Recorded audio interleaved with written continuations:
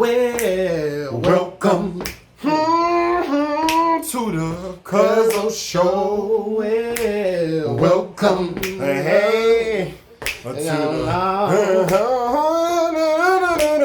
welcome to the Cuzzos Show.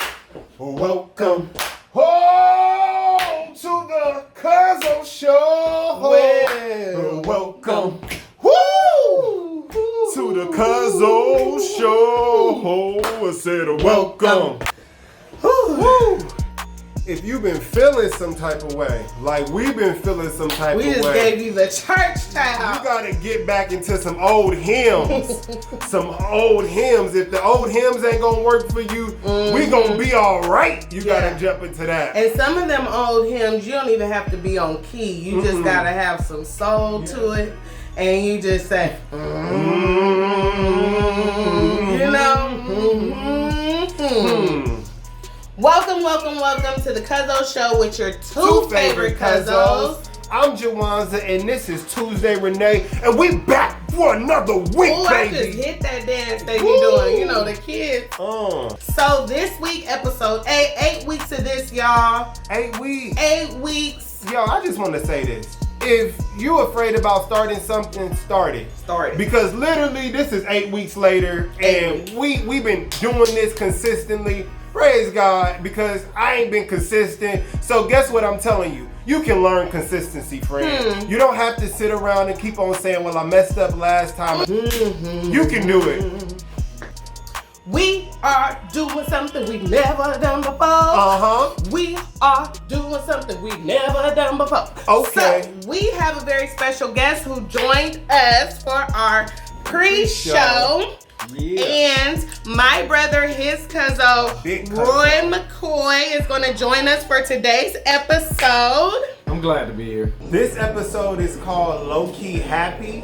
Also, Insecure HBO, we appreciate your message today on Instagram. We appreciate that. And we are going to enjoy this episode in light of what's going on, but we appreciate you guys acknowledging what's going on. That's what I'm talking about. Yeah. So, power to the people. Oh, you checking your breath? He is. Somebody's showing up. Showing growth. Oh. Yeah, old boo.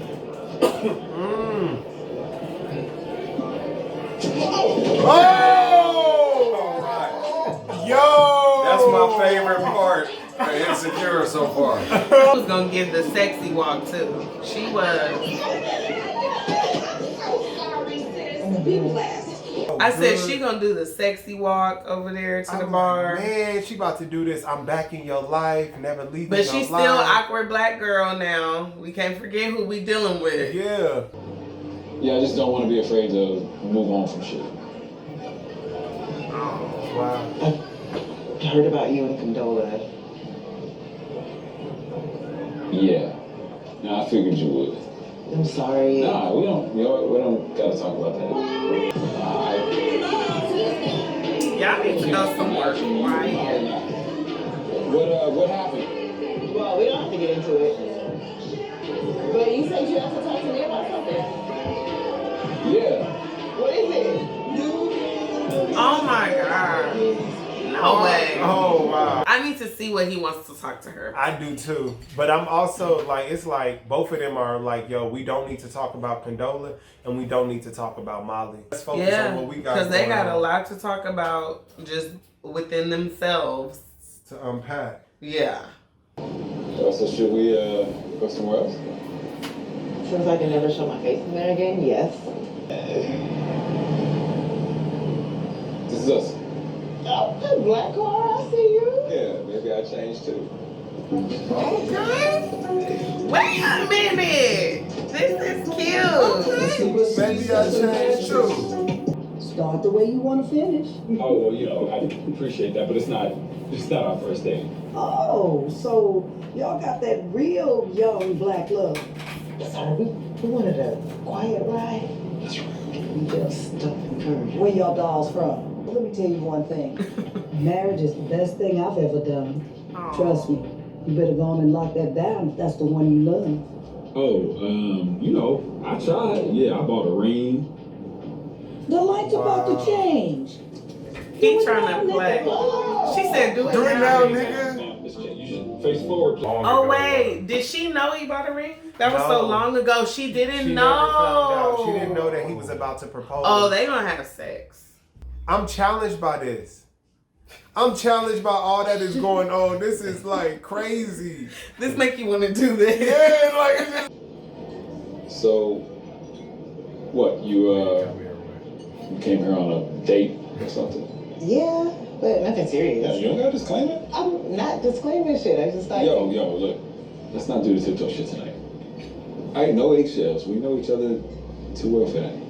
A lot of times when you have bad breakups or like in any relationship, when you have like bad endings to the relationship, sometimes you forfeit the closure because everybody's too mad and everybody just moves on about their life, and it's, you know, like we never get down to the nitty gritty. Yeah. You know, maybe they might be a little more mature than me because I'll be wanting to stay mad. Yeah. You know what I'm saying? I don't want But it's not realistic if you have your own faults too. About what happened between us. And I've been wondering, like, you know, what would have happened if we stayed together? I wonder, like, do I give up too easily on things?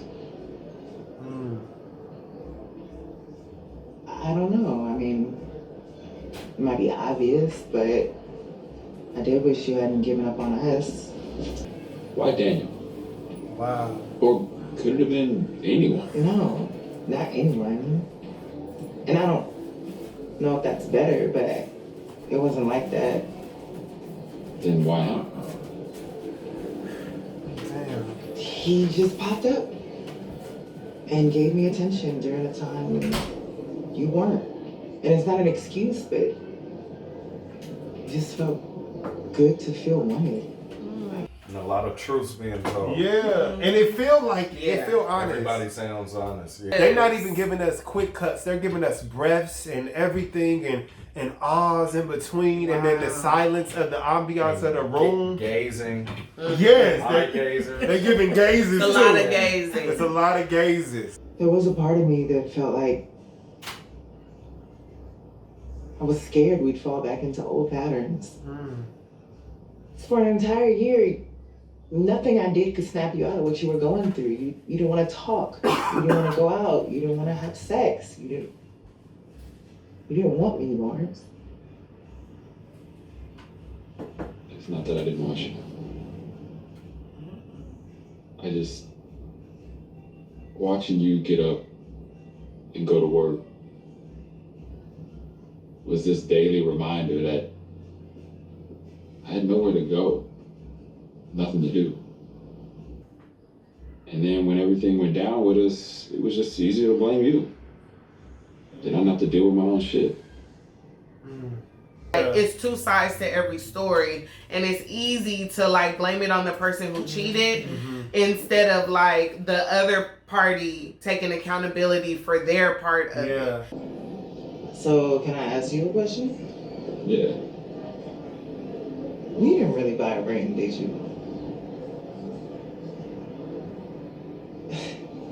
What? Why are you surprised? We looked at rings together. I just had no idea. Yeah, well...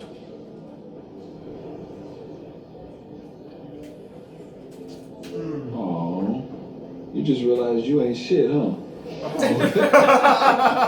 No eggshells. We're finally getting the closure from season 1, like where everybody knows where everyone stands. If this conversation was had like directly after the breakup, it wouldn't have even gotten any traction. But since both parties have been able to grow and reflect and like have other experiences that haven't really worked out, you've gotten to see that the other grass ain't so green. After this conversation, I'm all for them two getting back together. Exclusive episode. Everybody join in. Ooh, let's go to the art wall. I be going. Well, you know, it's quarantine. I'm gonna do a digital art walk, y'all. Okay, if you say so. Well, it's abstract. Like, happiness, right? Fake D. Maybe. Yeah, that's cool. You got it. Thanks. What about you? Are you happy? They've been giving us little mini film vibes. Do you need to take that? No. If Condola is pregnant, I'm Yeah, we've through. been talking, but yeah, I don't know. Oh. Yeah, I'm not really sure what's gonna happen between us. Okay, yeah. That just drew a wrench, yep. Ooh, that Condola thing ain't sitting right. Yeah. But it's the process. And it's the connection that Issa and Condola made that makes it real weird. Yeah. You know, from the outside, it actually looks like an adult apartment. It's a shame you don't hang this nice painting over the air mattress. So could you give her 5 minutes? She'll be She right out. definitely wants to go. What? Now I want to see the look on your face when you see just how dope my spot is. Come on. Condola gonna be in some lingerie. More than just lights on white. I can still try to make it tonight. I'll keep you posted. Oh, she might be pregnant. Cool. Hey, Ooh. that was Condola? Just get out of there. Yeah, I mean that? and she wants to talk. I'm sorry, I didn't mean for that to. No, I know. Man, well, you didn't mean for a lot, bro.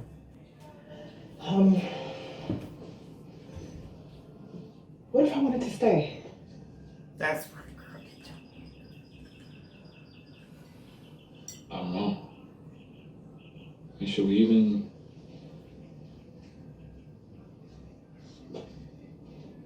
I'm not ready for the night to end yet. Whoa. Damn, that's my girl. Tonight made me happy. Maturity. You make me happy. Woo! See this episode. Oh. Me too. Yeah. She gonna be the stepmama. Oh!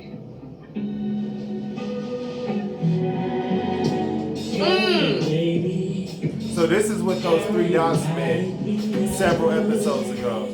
Hold on. This is maturity right here. This is man. Because if you're not mature, you're going to walk out that door because you're going to be mad because you heard him talking to Condola. Issa said, that's my man, okay? You ain't going nowhere. This is my man. She was in there, she was probably in there talking to the mirror. And the mirror said, bitch, go get your man. Oh yeah, she freestyle. You know? So she came out. Yeah. And he over there, I'll see you tonight. Issa said, no, you won't.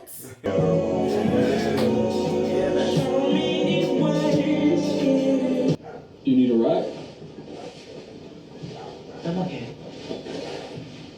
Sure, I can take you home. I think I'm gonna walk. But thanks.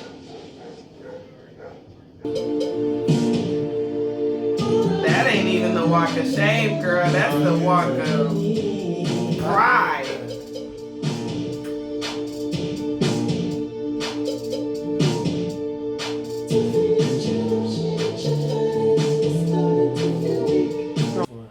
This is like, pull that ring back out.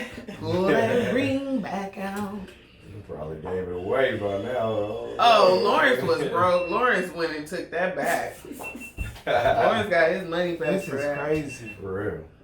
And you know, Kelly wrote this episode, y'all. Natasha Rothwell wrote this episode. How do y'all feel about this? She did her thing. So that was a great episode. This was one of my favorite episodes. Yeah. Literally, Love Jones vibes. We had like a real love thing going on. And speaking of Love Jones vibes, the silhouette sex scene always gives me Love Jones because that's what they did in Love Jones, and that was like an iconic sex scene to me. When Issa said, "You make me happy," I said, "Oh, Girl, you better get your man, girl. Yeah, so all that was beautiful. It really made me start thinking about relationships in general. Just like, well, first of all, you spend a whole lot of your adult life with someone. Yeah. Then something happens out the blue, right? Because of course, relationships go up and relationships go down. And the whole thing is that when you're not married, there's always an out. Yeah. Wow. When you are married, it's like, okay, how can we make this work? Yeah. When you're not married, you do what they do, which is just like act out of impulse, act out of anger, act out of like emotion, and then you throw a whole 5-year relationship away. Yeah. So can you think of any times that you may have jumped the gun a little bit as far as like leaving a relationship or? Yes, actually I can. With this quarantine stuff going on, I've been really thinking a lot about my past lovers. I don't call them exes, I call them past lovers. It just broke my heart because I was in an Issa type of situation to where I thought the grass was gonna be greener somewhere else. And I jumped the gun and I left when my current was trying to work things out and trying to move things along and doing and saying everything that I've always wanted to hear. I wasn't able to receive that because I was already on to my next. It always hurts me to this day because it's kind of like, what if? Yeah. It takes a level of maturity to even recognize like that. Yeah. So you can like feel good in knowing that the same thing with Issa and Lawrence, how they literally had to grow up before they could see the error of their ways. It's like, it's the same thing. Yeah. So like probably in the moment you like, look, I'm this, I'm that, you justifying it, like, you know, and then it takes some growth for you to say, okay, wait a minute, I may have jumped the grass is not always greener. It's not always better on the other side. So I really realized that that in moving forward in relationships, that conversations need to be had. That, like, you know what I'm saying, that even when leaving someone, you shouldn't just leave like, hey, I'm out of here. You can also leave like, yo, this is why I'm leaving. This is what's going on with me.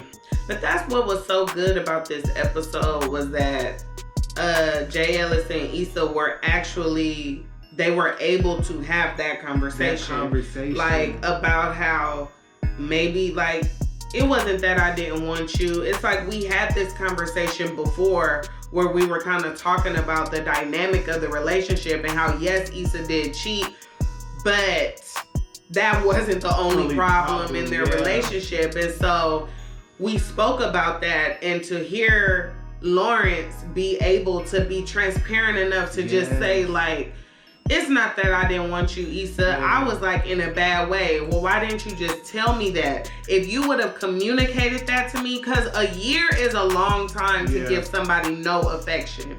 She even said like, you didn't want to have sex, you didn't want to touch me, you didn't want to talk to me. So a year is a very long time to feel that alone in a relationship.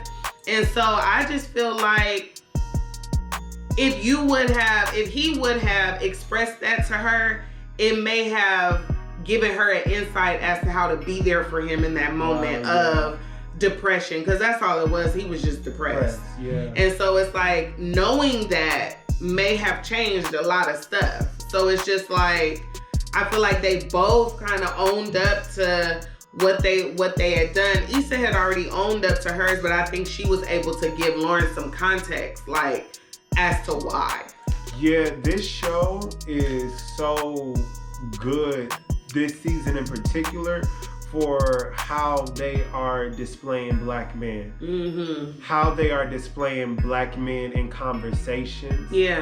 Us as black men in a world where masculinity has always came up as silence and has been shown as silence for black men, and even when we are expressing ourselves the way the media shows it or the way TV shows it is sometimes always irate and sometimes always crazy, and we're not able to see these human connections and these real conversations that are being had in the midst of our homes. To speak to your point just about how, we spend a lot of time angry at Lawrence, right? but I like the way the show shows you a different side of it. Yeah.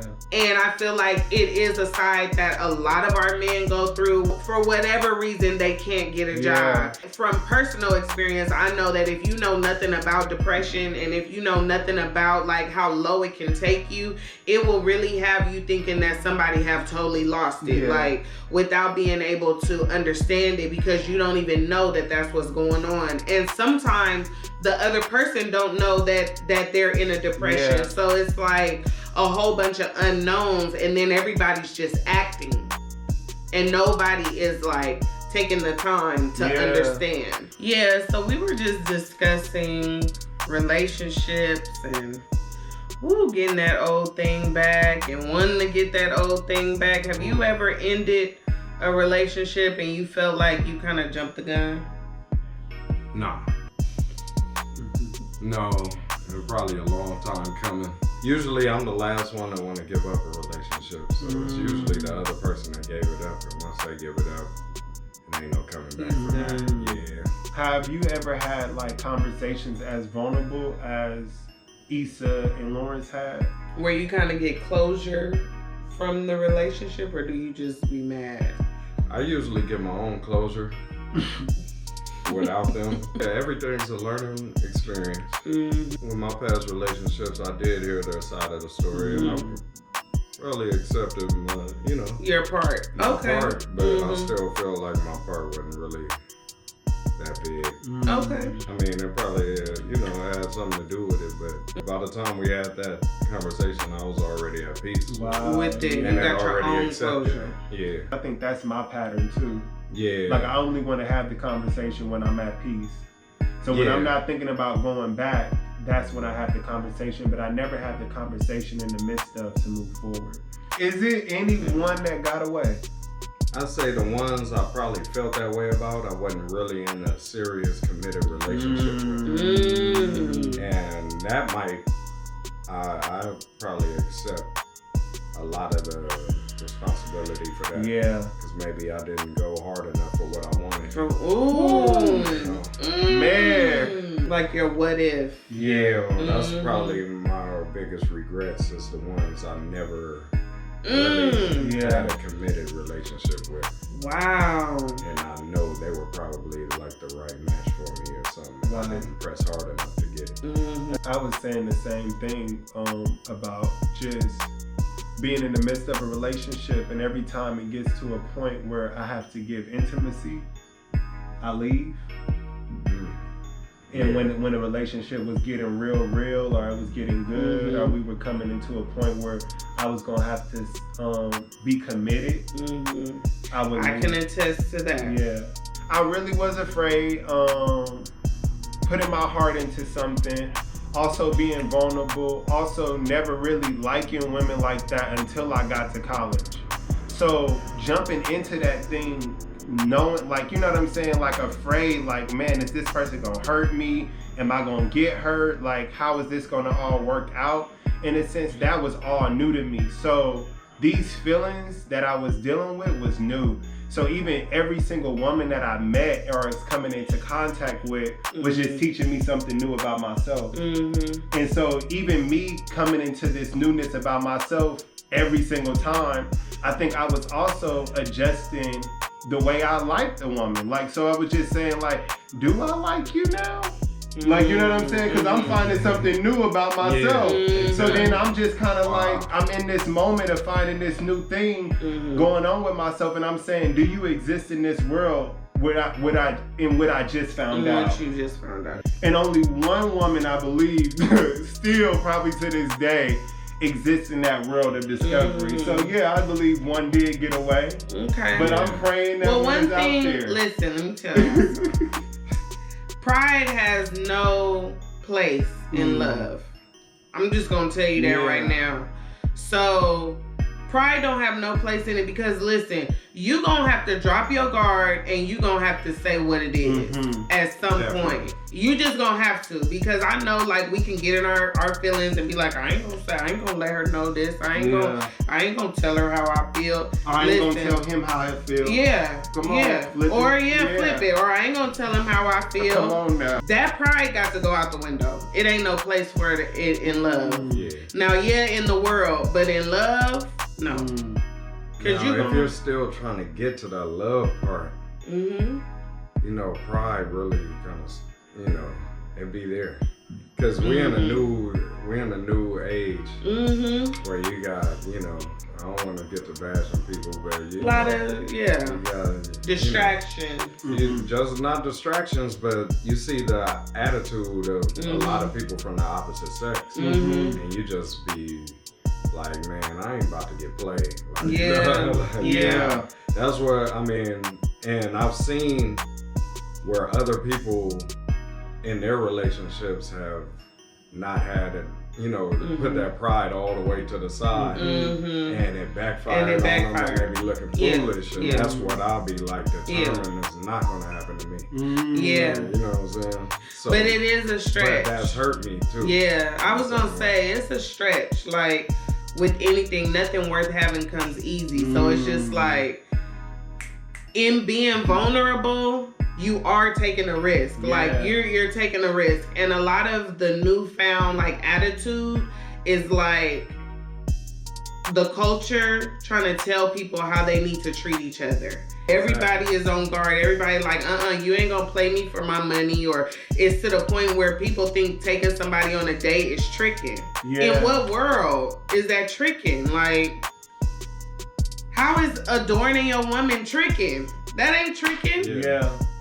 But the culture have you thinking like that is tricking. People not even going on dates. People are not even dating. See, I feel like so often, even growing up, like we've perceived vulnerability as a weakness, when actually in this conversation we have broken down that vulnerability is being brave. So when you are vulnerable, you are being courageous. When you are vulnerable, when you are allowing your guard to be down and you are allowing somebody in. And it's hard. That is trust. And it's hard. It is hard. It is something hard. Just from like being married, like premarital counseling, it's just like a godsend, because I sat there and watched my then fiance or whatever just say like, look, I just need somebody to have my back. Wow. And it's just like, when you around here doing all this stuff and dealing with all these people, don't have your back. Wow. They just don't. So it's like the superficial reality that you got to be around here dealing with this person, that person, this person, that person. It gets old and it gets tired. And at the end of the day, like, do you have somebody that will rub your back? What's something that you learned in premarital counseling that you think that something spiritual that you learned in premarital counseling? I always say that I thought I was ready for marriage, but once I went to premarital counseling, I knew that I wasn't. Like we had been together for 10 years before we got married, and each year I'm like, we need to be getting married, but we hadn't been to premarital counseling, and we didn't even know what our roles were as husband and wives. Like, the Bible teaches you what your role is. The Bible teaches you like how to honor your husband or how to honor your wife. And we had no idea. Like, we just really didn't. Like, there was so many things like that I didn't even know his position on, or he didn't know my position on. Like, and because those are uncomfortable conversations. Wow. So it's like you sit in front of somebody that is totally unbiased and ask you like, how do you feel about X, Y, and Z? And you sitting there like, I don't want to hurt his feelings, but he like, you don't go into no marriage without knowing how. Trust issues like that, Man. There will be so many uncomfortable conversations. There will be so many uncomfortable topics, and part of having a partner is being able to be transparent without the fear of losing that person. Is there something that you can say? This is somebody you want to spend the rest of your life with. Is there something that you can say in here that would change that? Because if so, you don't need to be getting married. I know we're supposed to do tweets. We weren't in love with any of the tweets that we saw, were we? No. We had a great conversation. I feel like we had a real now. bomb conversation. Yeah. You just excuse yourself on set. Yeah. Thank you guys for watching the Cuzzo show with Roy. This is our first guest, y'all. This is our first guest. I'm honored. I feel honored. First guest, Roy Mcoy. Thank you for watching the Cuzzo show with your two favorite with your three favorite cousins. Hey. What? Woo! Three. Thanks for watching the Cuzzo show with your three favorite Cuzzos. I'm Tuesday. This is Jawanza and Roy Mcoy. So we'll see y'all next week, y'all. Next week. 2 episodes left. 2 episodes left. So excited. Peace.